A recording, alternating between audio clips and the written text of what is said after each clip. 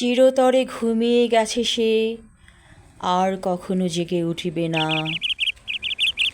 প্রতিদিন যে কাজগুলো সে করত, আর কখনো সে কাজগুলো করবে না। সে ঘুমিয়ে গেছে, চিরনিদ্রায় চলে গেছে সে।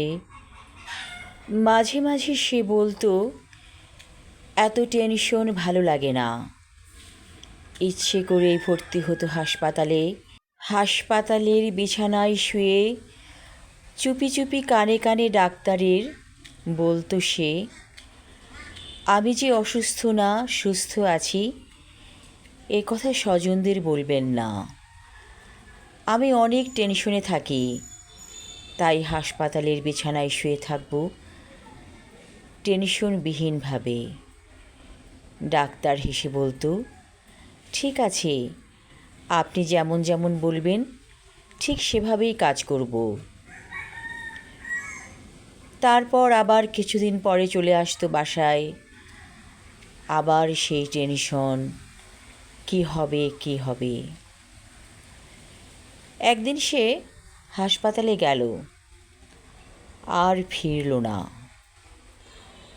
চলে গেল সে চিরবিদায় নিয়ে। তাকে কবর দেওয়া হয়েছে তার গ্রামের বাড়িতে। এখন সে কেমন আছে? সে কি ঘুমিয়ে ঘুমিয়ে ভাবছে সে খুব ভালো আছে? মৃত্যুর পরে তাকে দেখতে লাগছিল যুবতী নারীর মতো, অথচ তার যথেষ্ট বয়স হয়েছিল। মৃত্যুর পরে মানুষ এত নিষ্পাপ সুন্দর হয় কী করে?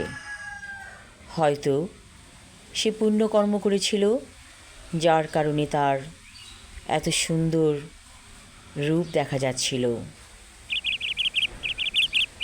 ঘুমিয়ে থাকো তুমি মাটির বিছানায়, চিরনিদ্রায় চলে গেছো তুমি, আর কখনো ফিরবে না।